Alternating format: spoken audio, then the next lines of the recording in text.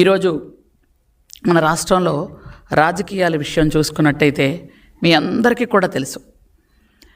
ఈరోజు మన ప్రతిపక్ష హోదా లేని ఒక ప్రతిపక్షం ఉంది. ఆ ప్రతిపక్షం ఏంటి అంటే వాళ్ళ గుర్తు ఏమిటి అన్నది అందరూ మర్చిపోయారు ఇంచుమించు. నాకు తెలిసి ఇప్పుడు వాళ్ళ గుర్తు గొడ్డలి అనుకుంటున్నారు అందరూ. అది ఖచ్చితంగా, ఎందుకంటే ఆయన పేరులో గన్ను ఉంది, పార్టీ గుర్తులో గొడ్డలు ఉంటే బెటర్ అని, అలా వెళ్తేనే బాగుంటుంది అనే ఉద్దేశంలో వాళ్ళు కూడా వెళ్తున్నట్టే కనిపిస్తుంది మనకి. ఈరోజు మనం చూసుకున్నట్టయితే ఎంతో అభిమానంతో, అంటే ఆయన మాటలన్నీ ఎలా వస్తాయనంటే గుండెలో నుంచి మనసులో నుంచి రావు, నాలుక మీద నుంచి వస్తాయి. నా ఎస్టీలు, నా ఎస్సీలు, నా బీసీలు అని అవి మాటల వరకే పరిమితమైనటువంటి ఆ మాటలు ఈరోజు చూసుకున్నట్టయితే అధికారం రాకముందు మనిషి మాటలు వేరు, అధికారం వచ్చిన తర్వాత మనిషి మాటలు వేరు. అందుకనే మన పెద్దవాళ్ళు చెప్పేవాళ్ళు, ఒక మనిషి మనస్తత్వం తెలుసుకోవాలి అంటే అధికారం ఇచ్చి చూడు అని.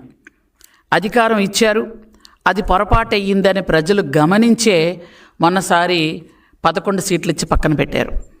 అధికారం ఇచ్చిన తర్వాత, అధికారం ఇవ్వక ముందు మాట్లాడిన మాటలు వేరు, అధికారం ఇచ్చిన తర్వాత మాట్లాడిన మాటలు వేరు. ఎస్టీ ఎస్సీలను ఎంత వేపుకు తిన్నారు అని అంటే నిజంగా చాలా దారుణంగా. ఎందుకంటే ఎవరికి చెప్పుకోలేక, ఎవరి దగ్గరికి వెళ్ళాలో తెలియక, మనకి ఎవరు న్యాయం చేస్తారు అని ఎదురు చూస్తూ, అంటే ఎలా ఉంటుందంటే రాముడి దగ్గర ఉడత ఒకరోజు బాధపడిందంట. రాముడు బాణం పెక్కు పెట్టేటప్పుడు భూమి మీద పెడతాడు. అప్పుడు ఉడత అక్కడ ఉంటే ఉడత వీపు మీద ఆ బాణం మోపడం పొరపాటున జరిగింది రాముడికి. ఆ ఉడత ఆ భారం అలా మోస్తూ తనకి గాయం అవుతున్నా మాట్లాడట్లేదంట. వెంటనే రాముడు పొరపాటుని ఇలా చూసిన వెంటనే, ఏంటమ్మా నువ్వు ఇంత భారం భరిస్తున్నావా, పొరపాటు ఒక్క మాట అంటే నేను తీసేస్తాను కదా, చూసుకోలేదు కదా అన్నాడట రాముడు. అప్పుడు ఉడత ఒక మాట అన్నదంట, నాకే కష్టం వచ్చినా రామా అని పిలిచేదాన్ని, రాముడి వల్లే కష్టం వస్తే నేను ఎవరికి చెప్పుకుంటాను అని. గ్రామాల్లో ఎప్పుడు కూడా ప్రభుత్వం మనకి ఆసరాగా ఉంటుంది, మనకి బలం, మన ప్రభుత్వం మనకు భరోసా ఇస్తుందని ఎస్టీ ఎస్సీలు ఎక్కువగా ఎదురు చూస్తారు. మీరు చూడండి కావాలంటే ఎస్టీ ఎస్సీల్లో ఏ ప్రాబ్లం వచ్చినా ఎస్టీలు అయితే ఐటీడీ ఆఫీస్కి వెళ్ళి, ఎస్సీలు అయితే ఖచ్చితంగా కలెక్టర్ గారికి, వాళ్ళతో ఎస్సీ సొసైటీలోకి వెళ్ళి వాళ్ళ బాధలు, వాళ్ళ కష్టాలు నష్టాలు చెప్పుకొని మాకు ఈ విధంగా జరిగిద్ది అని చెప్తారు.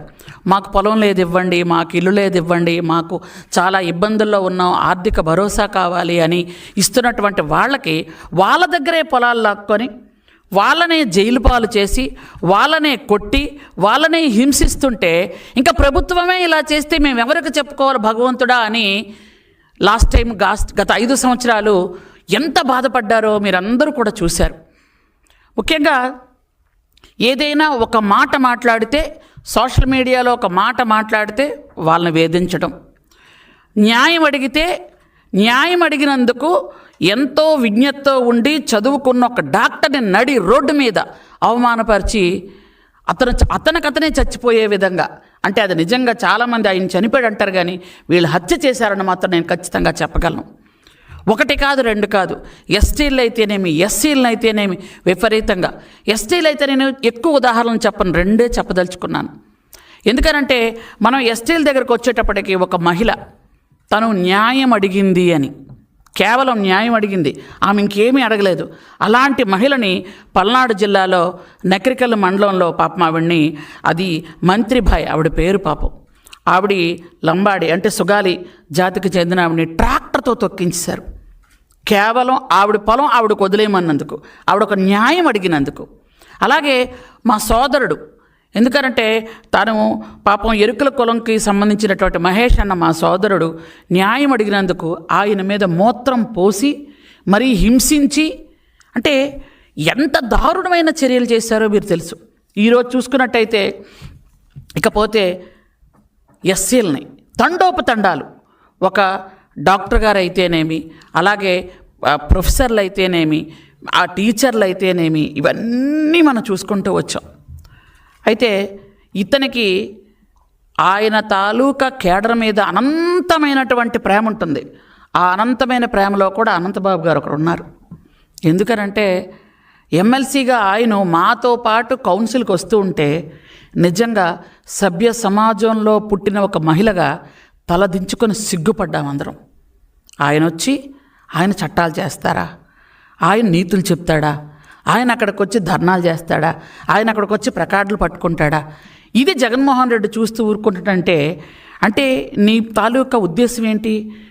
ఎవరినైనా చంపు, ఎవరినైనా దోచుకో, అలాగే దాచుకో, ఇదే మన తాలూకా సిద్ధాంతం, మనది గొడ్డల పార్టీ, మనం ఇలాగే ఉండాలని చెప్పటమా? ఇవేనా నీతులు చెప్పటం? ఎంత దారుణం అంటే కనీసం ఒక మనిషిని చంపి, ఇంకా ఏమిటి అంటే గత 5 సంవత్సరాలుగా సీసీ ఫుటేజీలు తీయలేదంట పాత పోలీసులు. అంటే పోలీసుల మీద ఎంత ప్రెషర్ ఉందో మీరు ఆలోచించండి. అదే పోలీసులు ఈరోజు 60 సీసీటీవీ ఫుటేజీలు తీసుకొచ్చి మన దగ్గర పెట్టారు. మరి అప్పుడు ఎందుకు తీయలేకపోయారు? అంటే వాళ్ళని ఎంత హింసించి ఉంటారు, వాళ్ళు ఎంత బాధ పెట్టి ఉంటారు. సీసీ ఫుటేజీలు తీసిన ఫుటేజీలు కూడా 2, 3 తీసి అవి చీకట్లో తీశారు. అంటే మనుషులను ఎలా గుర్తుపడతారు? ఒక మనిషిని తీసుకెళ్ళి చంపేసి నీకు ఎంత ధైర్యం ఉంటే తీసుకెళ్ళి మళ్ళీ డోర్ డెలివరీ చేస్తావు? అంటే అది బరితెగింపు కాదా? అది నిజంగా నన్ను ఏమీ చేయలేరన్న నిర్లక్ష్య ధోరణి కాదా? ఒక దళితుడే కదా, ఒక డ్రైవరే కదా, నేను చంపాడు ఇంటి ముందు పడేస్తాను, ఏం చేసుకుంటాడో చేసుకోమనే కదా మీరు సవాల్ ఇస్తున్నట్టు తీసుకెళ్ళి పడేస్తారు ఆ డ్రైవర్ని. ఆ తల్లిదండ్రులు బాధపడితే ఎక్కడో చచ్చిపోతే తీసుకొచ్చి మీకు నేను సాయం చేశానని మళ్ళీ వాళ్ళ దగ్గర మాట్లాడతారా? ఎంత దారుణం అండి.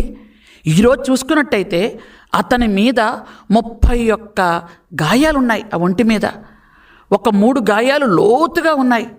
ఆయన భుజం మీద గోళ్లతో గీకేసినటువంటి గీర్లున్నాయి. చూసుకున్నట్టయితే ఆ ధర్మపత్ని కూడా సహకరించింది అంటే ఏమనాలి అసలు? ఎక్కడైనా ఈ దారుణం ఉందా? భార్యాభర్తలు కలిపి చంపేస్తారా? చంపేసి తీసుకెళ్ళి డోర్ డెలివరీ పడేస్తారా? పడేసి ఈరోజు మళ్ళీ తిరిగి ఎవరైనా సాక్షులు చెప్తారు అంటే వాళ్ళని చంపేస్తామంటారా? 3 లక్షల రూపాయలు ఇస్తామని చెప్తారా? మీరు మాకు వ్యతిరేకంగా సాక్ష్యం చెప్తే భూమి మీద ఉండరు అని బెదిరిస్తారా? అంటే యథా రాజా తదా ప్రజ. నిన్న లేదు మొన్న మీ బాబాయ్ హత్య కేసులో, అది హత్య కేసు కాదు, మర్చిపోయాం మనం, గుండెపోటు కదా, గుండెపోటు వచ్చింది వాళ్ళ బాబాయ్కి. ఆ గుండెలపోటు ఆ కూతురు వచ్చినంత వరకు అది గుండెపోటుగానే మార్చుకుంటూ వచ్చారు. గుండెపోటుగానే మనిషిని కుట్టేశారు. గుండెపోటనే మనిషి ఆ రక్తం అంతా తుడిచేశారు. గుండెపోటనే చెప్పి మనిషిని మొత్తం ప్యాక్ చేసేసారు. గుండెపోటని మొత్తం అతని శవయాత్రకు కూడా తీసుకెళ్ళిపోతున్న సమయంలో ఆ భార్య కూతురు వచ్చి చూసి ఆమె పాపం బాధపడి ఏంటి ఇన్ని ఉన్నాయి దెబ్బలు అని ఆమె పోస్ట్ మార్టంకి పంపిస్తే అప్పుడు తెలిసింది ఇది గొడ్డలి పోటు అని.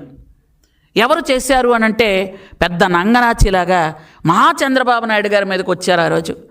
అంటే ఎలాగైనా మార్చడంలో బమ్మిని తిమ్మి చేయడంలో నువ్వు సిద్ధహస్తుడివని ఆ రోజే అందరూ తెలుసుకోలేకపోయారు. మా చంద్రబాబు నాయుడు గారి మీద పెట్టి ఆయనే చేశారు అని కళ్ళబొల్లు మాటలతో దొంగ ఏడుపులతో అందరినీ నమ్మించడానికి ఊర్లోకి బయలుదేరాడు. ఈరోజు చూసుకున్నట్టయితే సొంత తల్లి, చెల్లి, చిన్నాన్న కూతురు, ఆ చెల్లి వీళ్ళందరూ కూడా ఇతనే చంపించాడు అని క్లియర్గా చెప్తున్నారు ఈరోజు. అక్కడ కూడా సాక్షులు ఎవరైనా చెప్తారు అని బయటకు రాగానే తర్వాత రోజు సాక్షి చనిపోవటం.